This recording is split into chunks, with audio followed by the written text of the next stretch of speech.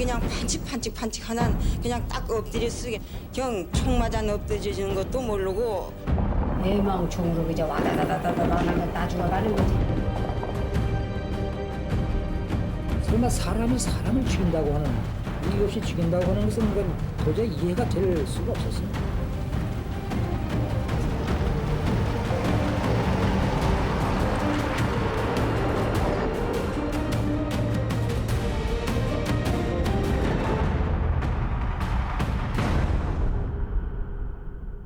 안녕하세요. 요조입니다. 올해는 제주 4.3이 일어난 지 78주년이 되는 해입니다. 아마 많은 분들이 제주 4.3의 아픈 역사를 되새기며 희생자들을 추모하는 하루를 보내셨을 텐데요. 1990년 2월에 KBS에서는 한 방송을 준비하는데요. 해방과 분단, 제주 4.3 전후 라는 제목의 이 방송을 아마 기억하시는 분들은 한 분도 안 계실 거예요. 왜냐하면 이 방송이 방송 직전에 불방됐기 때문입니다. 왜 불방됐을까요? 그리고 여기에는 어떤 이야기가 담겨 있을까요? 36년간 봉인되었던 이 테이프를 꺼내보려고 합니다. 오늘 저와 함께 이 테이프를 봉인해제해 주실 귀한 분들을 만나보겠습니다. 안녕하세요. 안녕하세요. 안녕하세요.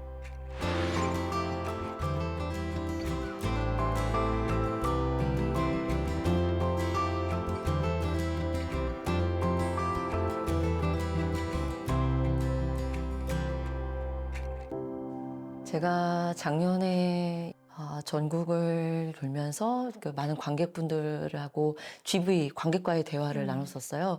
근데 그때 한 PD님이 관객으로 오셔서 이제 저희 영화를 보시고서는 당시 한국 방송에서 불방된 제주 4.3 방송이 있다, 이런 말씀을 해주셨었어요. 그래서 지금 어딘가 그 창고에 있을 텐데, 분명히 있을 건데 이걸 좀 찾아봐야 되는데 라고 말씀하셨고, 그걸 계속 한 3번 정도 저에게 그 극장 로비 밖으로 나올 때까지 계속 말씀하셨었습니다. 그래서 나도 그걸 꺼내서 보고 싶다, 이런 생각이 있었는데 KBS에서 이렇게 연락을 주셨는데 그게 이 다큐일 줄은 상상을 못했었습니다. 와, 네, 그리고 오늘 정말 누구보다 이분만큼 연관된 분은 없을 것 같은데, 바로 이 다큐멘터리를 제작해 주셨던 담당 PD 전영태 PD님도 자리를 해주셨습니다. 안녕하세요. 36년 전에 제작한 테이프가 이렇게 공개될 줄은 정말 몰랐습니다. 꿈 같아요. 그때 이게 기획한 게 1989년이었는데요. 그 5.18 청문회가 국회에서 열렸어요. 해방부터 건국 사이에 역사가 어땠길래 대한민국 정부가 이랬나, 뭐 이런 의문을 던지기 시작한 거죠. 이제 공부하다 보니까 4.3이라는 것이 광주보다 더 한 10배는 더한 사건이었어요. 놀라운 거는 KBS PD들, 주변 사람들 아무도 모르는 거예요, 이거. 그래서 이거 해야 되겠다. 그리고 제주에 와서 여기 우리 양 선배님 뭐 이렇게 협조를 받아가지고 아주 무난하게 촬영하고 편집까지 됐어요. 그러면 혹시 출연도 하신 건가요? 네, 뭐 직접 인터뷰도 했고요. 그리고 저희 나름대로 조사했던 자료들도 와, 제공하기도 했는데 얼마 없어서 불방된다는 그런 소식 듣고 매우 안타까웠죠. 그 취재 끝나고서 여관에 들어가가지고 TV를 딱 켜니까 3당 합당이 됐다는 거예요. 그때 이제 제가 비명 소리가 났어요. 하고서 서울로 올라오면서 이거 누구한테도 얘기하지 말아야 되겠다, 방송 일까지. 왜냐면 여기 잘못하면 새 나가면은 뭐 방송이 안 될 테니까. 2월 8일 방송이었거든요. 네. 2월 3일 날 기사가 이미 나갔어요. 저만 혼자서 이거 비밀 지킨다고 그냥 그러고 있었지. 내일 방송이면은 오늘 저녁 국장실에서 부른다고 그래가지고 한 30분 동안 횡설수설하는 거예요. 이게 무슨 얘기하는지 모르게. 그러더니 방송 불가 뭐 이렇게 한마디 하시더라고요. 근데 그런 혼란한 시기를 거치면서 이게 압수되거나 폐기될 수도 있었는데 영상이 어떻게 남아 있을 수 있었던 건가요? 후배 최웅근이라고 하는 PD한테서 전화를 받았어요. 자기가 맡겠다는 거예요. 영상자료실에. 제가 KBS를 그만두고 가버리니까 막 정리하다가 캐비넷 속에서 이걸 발견을 해가지고 영상자료실에서 맡겼다. 근데 사실 영상자료실에서는 이게 족보가 없는 거 안 받아주거든요. 네. 밥도 사주고 그러면서 이게 빛볼 날이 있을 것이다. 이게 역사가 바뀌면 네. 뭐 이런 식으로 얘기를 하고서 그걸 맡겼다고 그래요. 그 역사적인 날이 오늘이네요. 그러니까요. 네. 얘기를 듣고 보니까 미공개 테이프에 어떤 내용이 담겨 있을지 더 궁금해지는데, 자, 그럼 36년 전에 그 테이프를 봉인해제 해보도록 하겠습니다.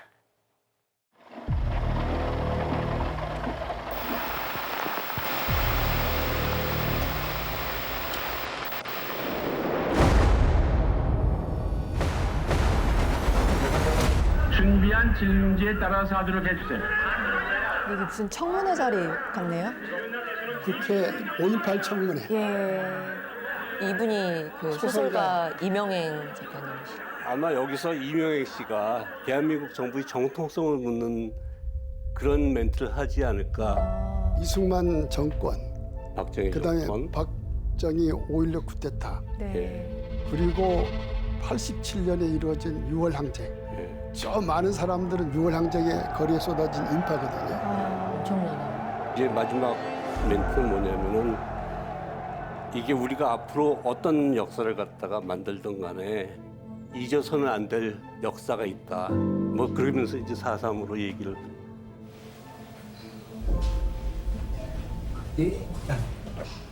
어머니 여기 신경이 갖고 이게 완전 가족 몰살되면 그 제사들을 이렇게 무시고.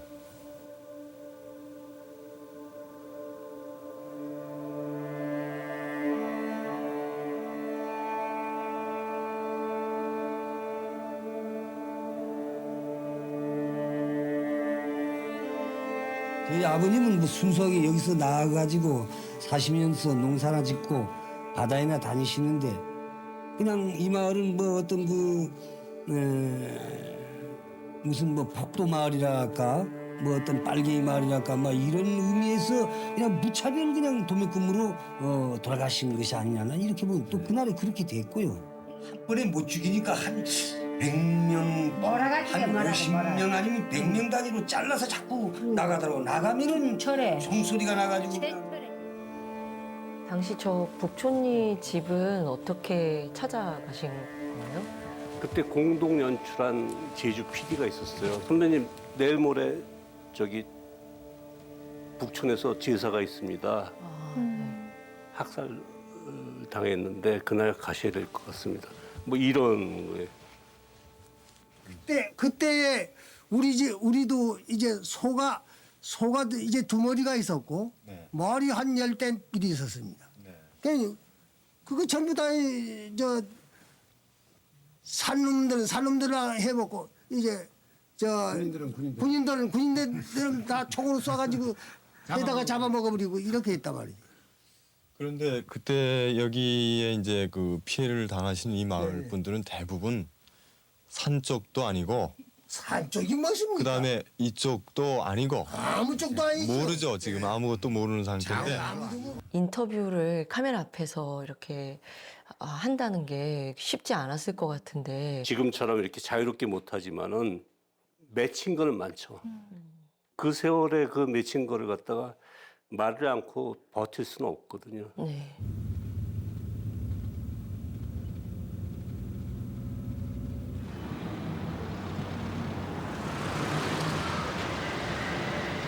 사삼 취재반이 1988년에 조직이 돼요. 4.3의 증언이라는 연재물을 네. 48년 4월 3일부터 쭉 일주일에 2번씩 연재했죠. 네. 그때 이제 PD가 방문한 거예요, 신문사에.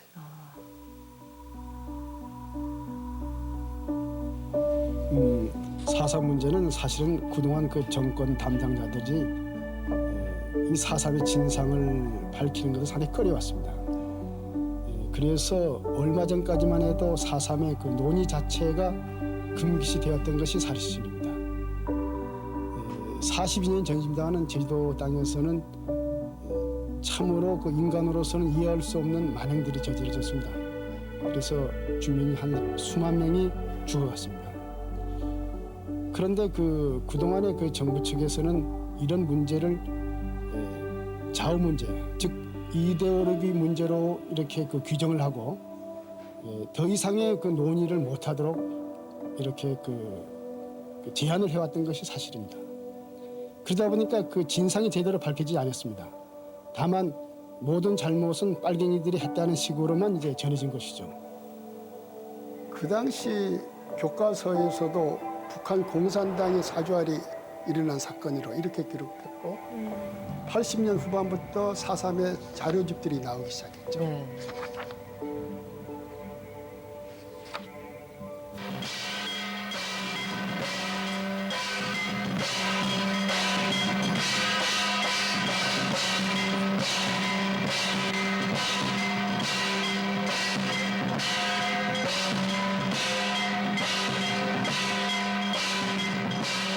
저 구타는 분 아세요?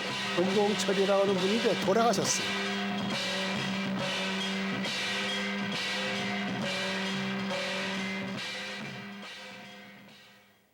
(1월) 초에 북촌에서 참 제사가 많이 이루어진다 이런 이야기를 들은 적이 있는데 영상으로 보니까 더 마음이 좀 무겁네요.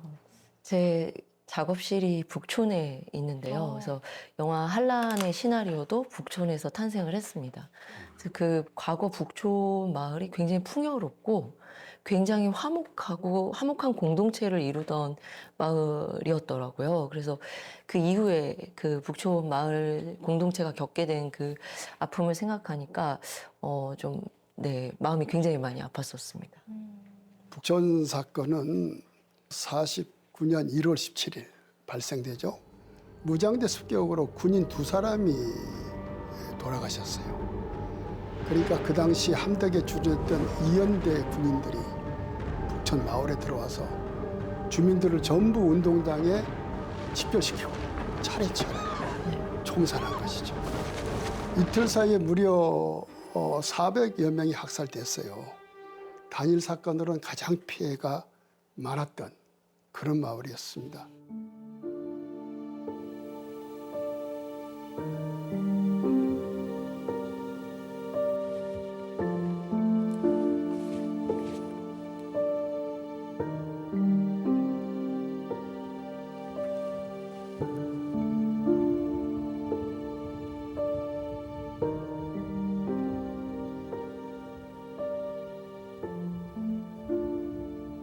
불방 이후에 KBS의 분위기는 또 어땠는지 궁금하네요.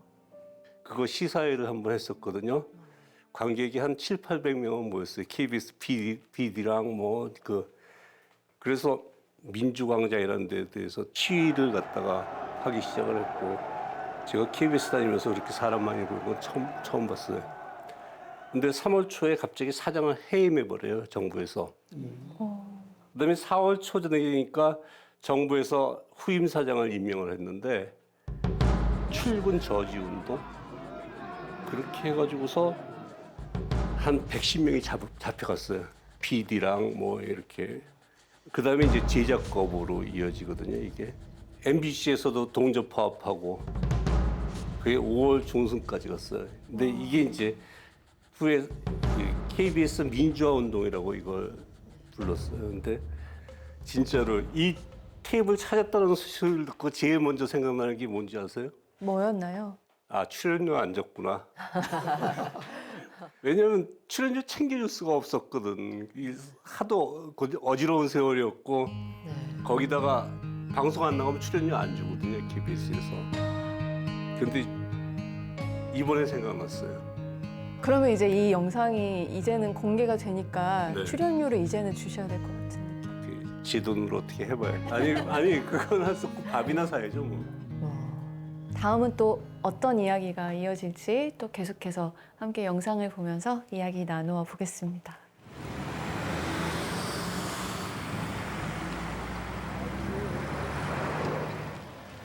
지금 작가가 가는 곳이 47년 3.1 발포 사건 난 관덕정 광장이에요. 네. 지금은 저 막루가 없죠. 없어졌어요. 네. 이 사건이 대부분 4.3의 시작점이라고 그렇죠. 얘기를 하던데요. 맞아요. 지금 여기 나오는 저 화면은 미군 촬영반이 촬영한 메이데이. 메이데이. 거기서 지금 따온 거예요. 네.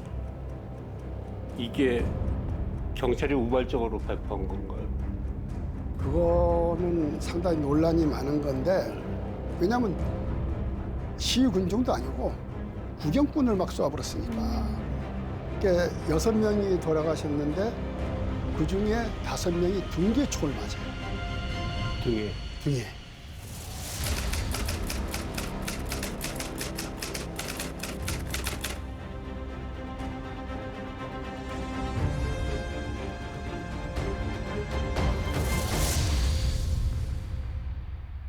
하수구에다 내 몸을 은신을 했습니다. 그래가지고 롤면에 총을 대고 이제 쏘려고 하는 순간인데 저쪽에서는 사람이 뭐 수십 명이에요. 그냥 어두운데 나는 이렇게 밑에서 보니까 머리 움직이는 건 볼 수가 있거든요. 아무리 캄캄하지만은. 그러니까 와와 하면서 뭐 만세 소리도 나고 어디는 막 화관이 충천한 그런 것도 나고 멀리서 또 만세 소리도 들리고 이제 그럽시다요. 이제 그러다 보니까는 저쪽에서 총이 또 날아옵니다. 총이 날아와요. 총이 날아오는데 나는 할 수 없이 그 당시에 공포를 쏘았습니다. 그 공포라는 이유가 그렇죠. 설마 사람이 사람을 죽인다고 하는 이유 없이 죽인다고 하는 것은 그건 도저히 이해가 될 수가 없었습니다. 폭도라는 말도 그날에서 비로소 아는 거죠. 그게 폭도라는 말도 쓰고 싶지도 않았지만 들리도 못하는.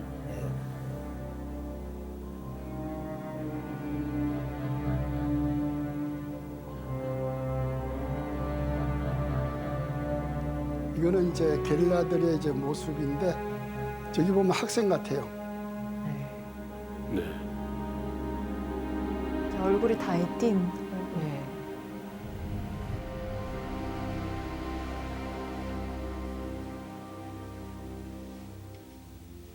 당시 이제 일제 시대에 중국에서 뭐 팔로군 출신들이 해방이 되면서 많이 대거 귀국을 해갖고 그 사람들이 무장 전술을 지도했다는 등 아니면은 일본군이 패전하고 나서 일본으로 건너가면서 막대한 무기를 갖다가 한라산에 파묻은 것을 갖다 다시 캐내갖고 그것을 사용했다는 등 여러 가지 그 견해가 있습니다. 그렇지만은 저희들이 실제 취재한 바에 의하면은 그것과는 상당히 거리가 멀었습니다. 그리고 오히려 저희들이 구체적인 예를 들자면은 성산포 4월 3일 날 성산포 지서를 산 사람들이 습격을 했는데 약 40여 명이 습격을 했습니다.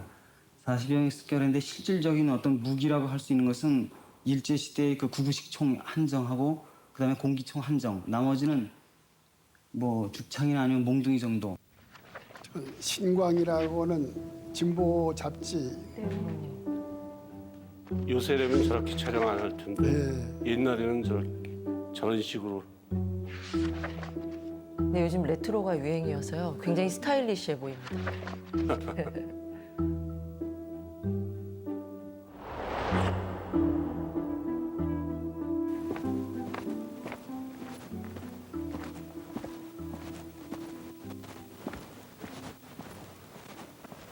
그 해방이 되자 참 이 해방된 상황 속에서 이러한 국가가 이러한 정부가 수립됐으면 좋겠다 하는 생각을 하셨을 텐데.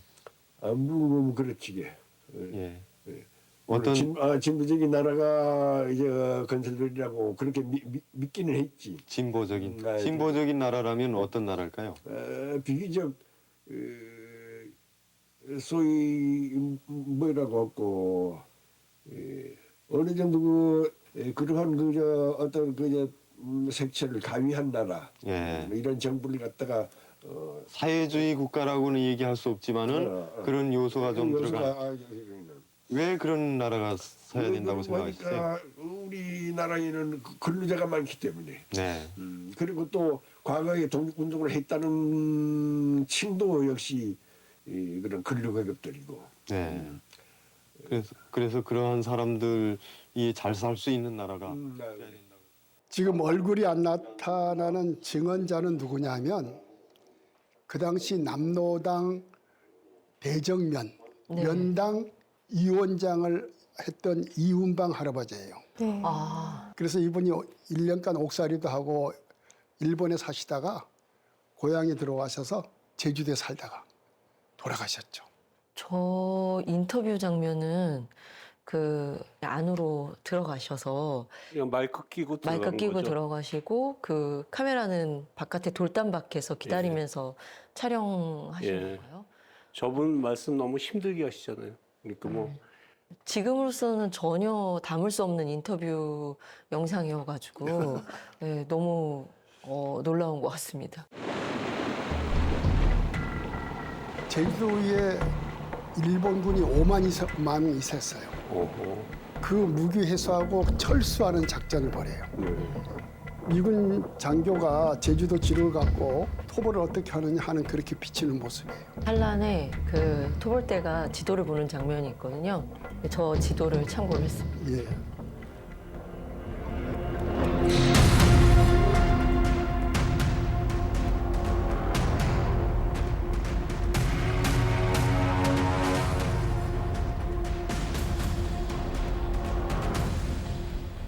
이제 이북에서 내려와서 아마 생계 터전도 없고 이렇게 하니까 이 지역에서 아마 민가를 방문하면서 아까 얘기한 대로 이 대통령 초상화, 태극기 이것을 가지고 다니면서 아마 강매를 하면서 그것으로서 생계를 삼았던 걸로 알고 있습니다. 참 저분은요 네. 애꿎은 사람이에요. 성산포에서 서청단원에 밑보여서 죽을 목숨으로 이제 주전공장에 감금이 됐는데 그 약혼녀가 네. 교사 출신인데 서청 간부한테 시집을 가요. 그래서 자기 약혼 남자를 살리는 그런 애절한 사연이 있어요.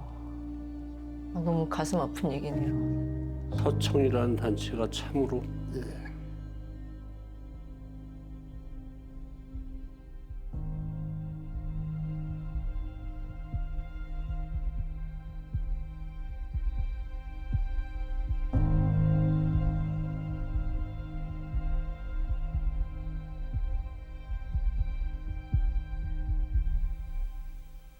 (50선거) 때 선거구마다 저기 축장든 우리 단체원들이 다 보초를 썼죠.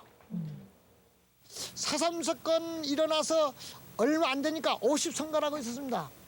이승만 박사가 그 대통령으로 출마할 때에 5월 10일 선거가 있었는데 그때는 유권자는 전부 한 사람도 없이 그냥 아주 불고자외에는 전부 산으로 올라가고 있어요. 군인이 추락에다가 투표함을 싣고 투표해도 좋고 말아도 좋다.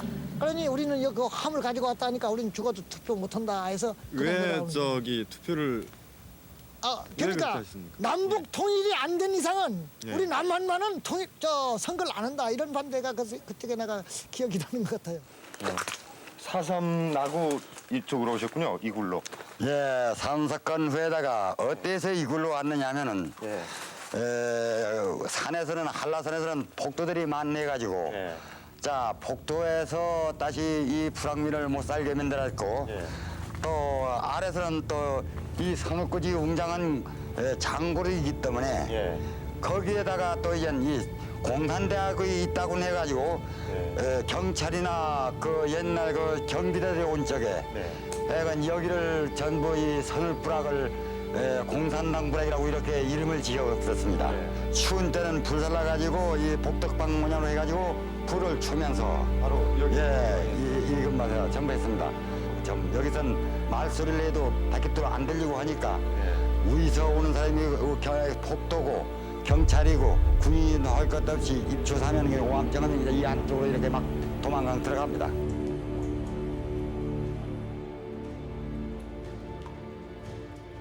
(4.3) 인민폐해의 시점을 그 시기적으로 구별 안에서 보면은 오해 부분이 많습니다. 최소한 48년 10월까지 한 6개월 동안에 발생된 인명피해는 한 1000명을 지나지 않습니다.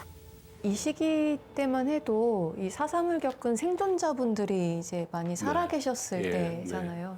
출연하신 분들의 이야기가 굉장히 조심스럽게 느껴지는 게 좀 있었습니다. 전두환에 의해서 이제 노태우 정부가 생겼지만 여전히 반공 흐름이 쭉 이어졌어요.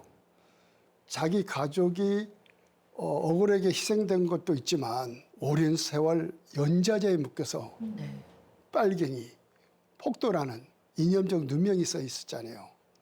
그러니까 방송사에 가서 마이크를 들여야 되면 양비론을 해요.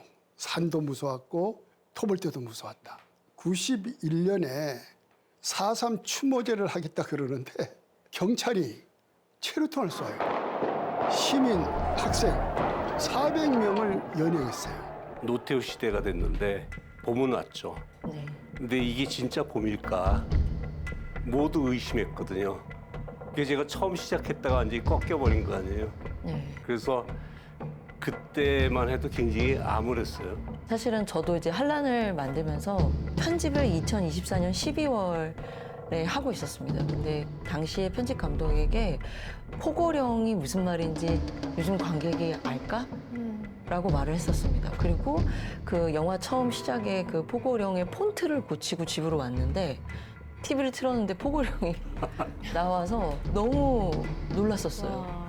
네, 그래서 온 국민이 포고령이 뭔지 2024년 12월 3일에 알게 돼서 그때 좀 놀랍기도 하고 많이 두려웠었습니다. 영화를 선생님처럼 저도 관객을 못 만나게 될까 봐. 근데 이런 감정을 겪게 되는, 그러니까 두려움을 갖거나 이런 내적 갈등을 겪게 만드는 것 자체가 저희도 국가폭력의 어느 정도의 희생양이라고 생각합니다.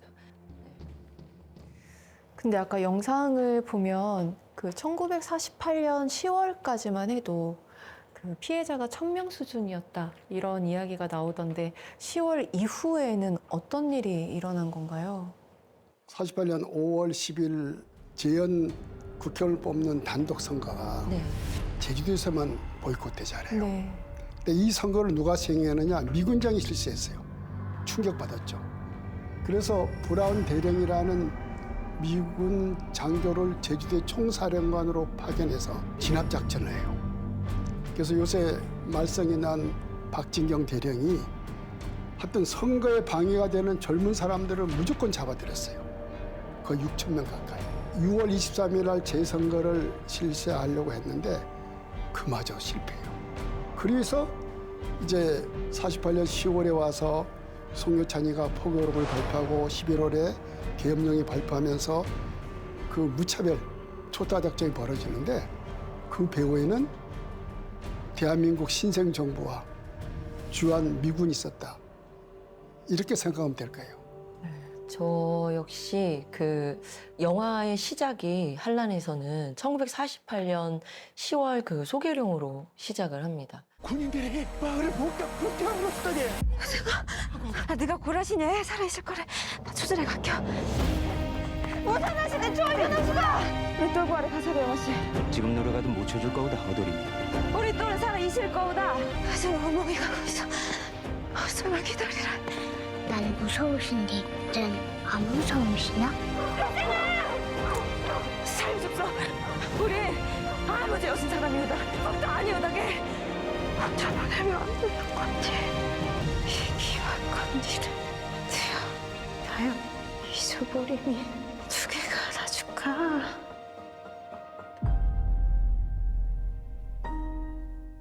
제가 사실 10월을 배경으로 한 것은 많은 분들이 어쨌든 4월 3일을 되게 중요하게 생각하고 또 잘 또 모르시는 분들은 그날 하루 벌어진 일로 생각하시는 분도 많으신 것 같더라고요. 그 이후에 너무 많은 분들이 돌아가시게 되는 그 계기가 어떤 거였는지 다 자세히 좀 들여다봤으면 하는 그런 마음이 좀 있습니다. 그 4월 3일밖에 몰랐던 사람 중에 한 명이 저였던 것 같아요. 알면 알수록 정말 그렇게 짧게만 들여다볼 수 없는 굉장히 복잡한 역사였다는 것을 저도 많이 공부를 했던 것 같습니다. 당시 촬영한 내용 보면서 더 이야기를 나눠보겠습니다.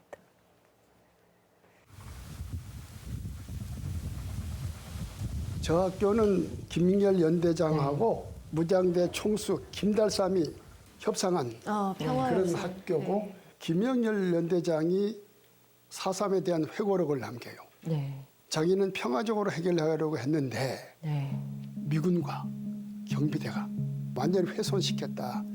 그런 내용이 나오는 거죠. 회의에 그 서로 발언하고 조병옥이랑 멱살 잡고 싸운 다음에 김익렬이 해고되고 이 모든 내용은 다 김익렬 회고록에 나와 있는 미군 보고서가 있고 또 평화협상에 직접 참여했던 구연대 정보주임 이율락 중위가 증언이 있고 그래서 김익렬 장군을 찾으니까 돌아가셨어요. 근데 그 회담에 참석했던 그 정보주임 이율락 중위 이분을 찾아라 이렇게 그 운동을 벌였는데 마침 4.3 취재반에 고홍철 기자라는 기자가 부산에서 이율락을 찾아내요. 그래서 저분을 제주도에 초치해서 이 오라 사건의 실체를 저희들이 다 파헤치고 증언을 들었던 거죠.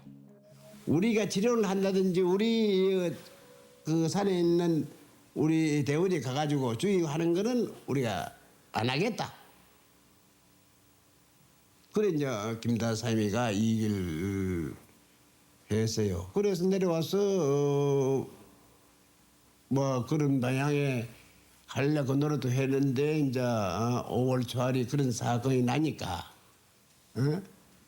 뭐 완전히 그 협상이 될 수 없고 협상회에서 그 사람들이 협상을 지키려고 하면은 오히려 더 나쁘게 경찰이 조작해서 군정에 보고를 하고 하니까 도저히 그 우리가 협상을 해서 폭도 이외의 선량한 도민이 하산시키고 서무 공작을 해서 하려고 하는 일을 자꾸 그래 경찰이 역으로 우리 조선경비대를 딴 방에 몰아가지고 하니까 이게 안 되지 않겠어요? 우리가 보고를 하면은 진상을 조사를 해보고 즉기 처리하겠다. 이것이 미국이나 그 통치하는 사람의 정상의 이익이 아니겠어요? 실제 발표로 했고 경찰이 관여를 했고 조사까지 해가지고 갔는데도 안 된다는 게야.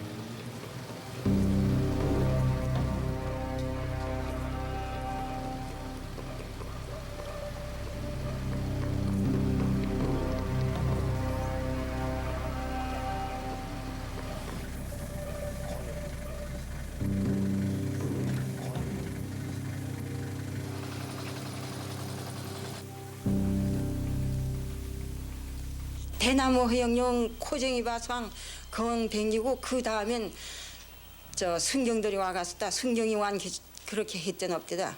대청들 완 불 짓고 이제 다음엔 이제 그 경찰들이 와서 했대. 그러니까 마을에 불을 사는 거는 대청이고 그때 당시 다음에는 그 이제 승경들이 완 그냥 총질을 하고. 그런데 그 대청들이 내려가서 산사로만 불 붙이듯 젠사 말레이신디사 그 지역시 그냥 경찰들이 와가서 마시 승경들이.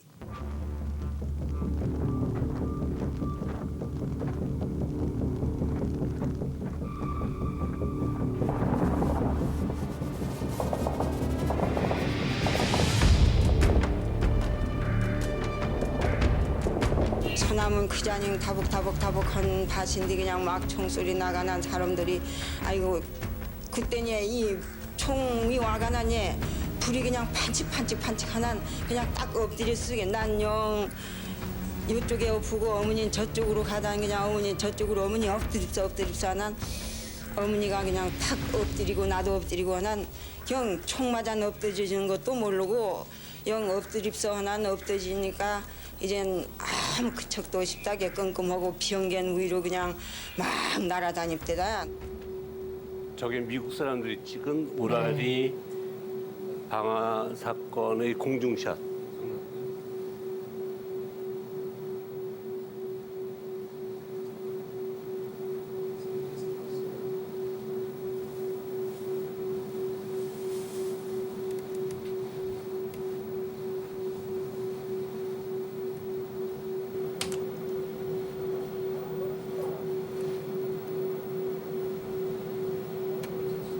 저게 촬영 목록. 네.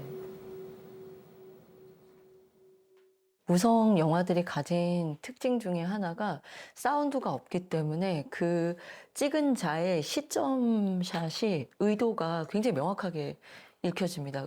음악도 없고, 예, 나레이션도 없기 때문에. 그래서 사실 그래서 그 지금 선생님의 그 다큐 작품도 봤을 때 그 나열된 이미지를 봤을 때 무엇을 말하는지 더 명확하게 보이거든요. 현재 요즘 만들어지는 그 사운드가 가득한 그 다큐보다는 오히려 더 정확하게 그 관점을 볼 수가 있는데 저는 메이데이 영상을 봤을 때 이것을 의도적으로 연출했다는 커트들이 너무 명확하게 보입니다. 언제 저기 가서 카메라를 내려놓고 세팅을 하고 사람들이 프레임인 되고 프레임 아웃 되고 하는 그런 모든 과정들을 보면서 이것이 조작되었고 그 평화 협상을 깨려는 명분을 만들기 위한 영상이었다라는 그런 생각을 하게 됐습니다. 확실히 감독님이셔서 그런지 그런 영상 속에 감추어진 부분까지 너무 잘 봐주시는 것 같아요. 미국이 메이데이를 통해서 전하고 싶었던 게 무엇이었을까요? 4월 중순만 하더라도 미군정에서도 그 게릴라 부대하고 협상하라고 요구해요. 아, 그래요? 4월 29일 날 딘 군정장관이 제주도를 방문해요. 그때 촬영반들이 온 것으로 이렇게 이제 여겨지는데요. 그러니까 그 4월 말에 토벌 정책의 변화 속에서 이 영화가 나왔다. 난 그렇게 봐요. 네, 제가 또 조사한 바로는 미군정 내 안에서도 군 내부 안에서도 그 김익렬 장군과 동의하고 있는 분들이 계셨습니다. 그래서 평화협상을 한번 같이 이뤄보자 하는 분들이 계셨고 또 반대편에서는 이렇게 또 오라리 방화 사건을 계획하고 있던 그런 분도 계셨던 걸로 알고 있습니다. 미군 보고서를 보면 그런 행위가 폭도들이 한 것처럼 왜곡하는 거죠. 경찰의 지원을 받은 우익 청년단이 했지만 그 현장을 미군 촬영반이 공중에서 지상으로 이거는 사전에 그 약속한 그런 스토리가 아니면 찍을 수 없는 장면이잖아요. 이런 역사의 왜곡은요. 어쩌면 평화적으로 갈 수 있는 길을 완전히 이렇게 선회시킨 그런 역사적인 사건이다. 역사의 만약이라는 건 없지만 그때 평화 협상이 정말 잘 마무리되고 또 오라리 방화 사건도 일어나지 않고 했다면 이렇게 3만 명이 정말 무고하게 희생당하는 일은 없지 않았을까 하는 안타까움이 너무 듭니다. 네. 미국의 한 정치평론가가 이런 말을 했다고 그래요. 역사는 정해진 운명처럼 흘러가는 게 아니라 권력을 준 누군가의 선택에 따라 달라진다. 라고. 근데 저는 36년 전에 이 프로그램 만들 때도 그랬고 지금도 계속해서 묻고 싶은 게 있어요. 이렇게 만든 누군가가 누군가. 사실 그거를 밝혀야만이 그래야지 4.3이 끝날 수 있다고 생각해요.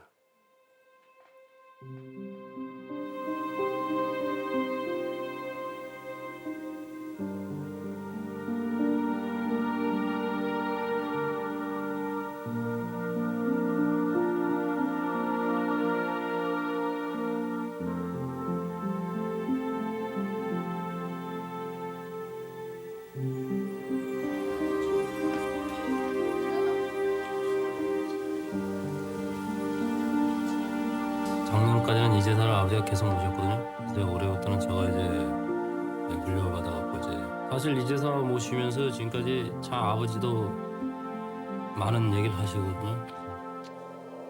상당히 저로서는 이제 그런 말 하지 말라고 그러거든요. 매일 해봐자 아버지는 우시고 오니까 그런 얘기 이제 그만하고 뭐 지나간 얘기 얘기하면 뭐하면 매일 울고 그러니까 저 다음 또 나 제3자가 짓고 이 제사를 모셔야 되는데 계속 이제 그 잊지 못할 플레이가 그러다 보면 제 제자 참 하기 싫어요. 근데는 모실 때마다 항상 우려지거든. 아이고 아버님. 농사나 짓고 바다에나 다니시는데 쟤들이야 뭐 어디다 뭐 하소연할 그런 길도 없고 그저 그때 상한 그 시대가 우리에게 불행을 갖다 줬구나 하는 그런 생각에서 지금까지 살아오는 거죠.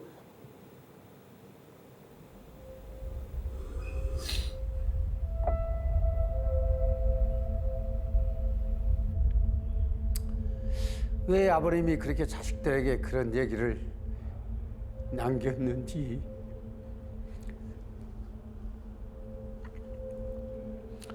죽어서까지도 이런 얘기를 하고 싶지 않다 그럽니다. 그래서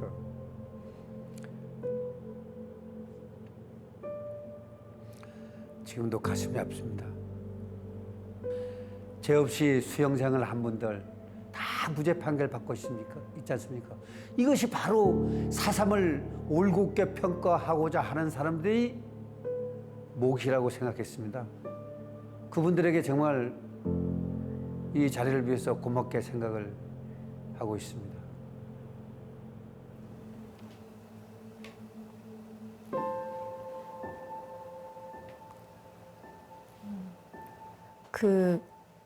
이제 마지막에 등장하신 이제 윤성식 어르신은 이제 제작진 분들께서 이제 영상을 접하고 북촌 출연자분들을 찾다가 이제 연결이 돼서 만났다고 하는데요. 이제 36년 전속 영상의 이제 아버지보다 이제 지금은 더 나이가 들은 모습이지만 이 윤성식 어르신께도 4.3은 여전히 아픔이시겠죠. 돌아가신 그 윤공원 어르신이 시대가 우리에게 불행을 안겨줬다는 이야기가 계속 저도 맴도는데 시대가 아니었으면 이런 아픈 역사가 없었을 것 같습니다. 제가 한란을 통해서 하고 싶었던 이야기도 이념이나 뭐 이런 것보다는 그 당시 때 평범한 분들의 생존에 관한 이야기였고 그분들이 꿈꾸던 좋은 세상은 가족과 평화롭게 서로 사랑으로 충만한 행복한 일상을 보내는 그런 삶을 살고자 했다라는 그런 이야기를 하고 싶었습니다. 저도 그 한란 영화 아주 감명 깊게 봤어요. 지향한 키워드는 하나라고 봐요. 바로 인본이죠, 인본. 예. 제가 그 30여 년 전에 여명인 눈동자 송진아 작가가 저를 찾아왔을 때도 똑같은 이야기를 했어요. 4.3을 이데올로기로 접근하지 말고 인본으로 접근하라. 이제 그런 이야기를 한 적이 있는데 그 사이에 그나마 4.3은 많이 변화했다. 이렇게 말씀을 드릴 수가 있을 것 같습니다. 전 PD님 그 직접 취재하시고 또 편집한 다큐 이 해방과 분단 제주 4.3 전후 영상을 이렇게 좀 압축해서 같이 살펴봤는데 어떠세요? 36년 만에 이렇게 다시 보는. 제가 이 영상을 보니까 이 영상 다음에 이명희 씨가 막 짐 싸서 어디로 가요. 이 사람이 그 제주공항에 에스컬레이터 타고 올라가요. 그래서 프레임화가 됐는데 카메라가 안 끝나 그냥 거기서 에스컬레이터가 있어요. 올라오고 내려가는 에스컬레이터가. 근데 그게 거기 사람들이 다 없어지는데 그때 내가 어떤 얘기를 하고 싶었는지를 갖다가 알겠더라고요. 역사는 진보하는가 아니면 그냥 반복되는가. 이제 36년이 흘렀잖아요. 진짜 많이 변했어요. 그리고 지금 대한민국 좋아졌잖아요. 그때와 지금을 비교하면은 기적 같아요. 이렇게 된 게. 불허하다는 그 4.3 기록물이 유네스코 지정하는 세계 기록 유산으로 지정됐잖아요. 4.3 유족들도 과거에 짓눌러 살았는데 좀 어깨 좀 펴고 당당하게 좀 4.3을 뭐 오로지 추모만이 아니고 좀 한 발 미래로 나가는 그런 자세가 좋았으면 좋겠다. 실제 이런 그 다큐 작업이든 뭐 저의 영화든 이 모든 것들이 4.3에 대해서 이 증언이 되고 이 증언이 기록이 되면서 이것이 기억되는 게 되게 중요하다는 생각이 듭니다. 그래서 오늘 이 봉인 해제된 이 기록물이 좀 많은 분들에게 4.3의 역사를 좀 깊게 들여다볼 수 있는 계기가 되기를 바라는 마음입니다. 우리가 과거의 아픔을 기억하는 것은 오늘의 불의에 침묵하지 않겠다는 그런 힘을 키우는 것이라고 생각하는데요.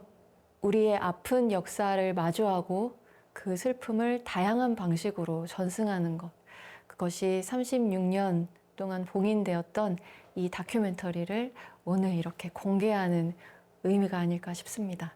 제주 4.3 78주기를 맞아 준비한 오늘의 봉인해제는 여기까지입니다. 시청해주신 여러분 진심으로 감사합니다. 고맙습니다. 고맙습니다.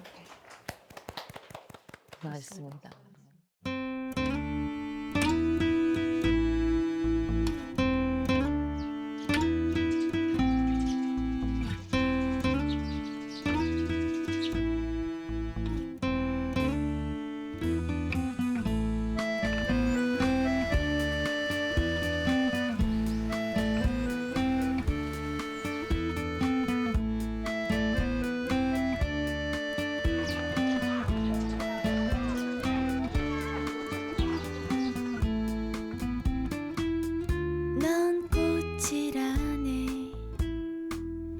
바람이라네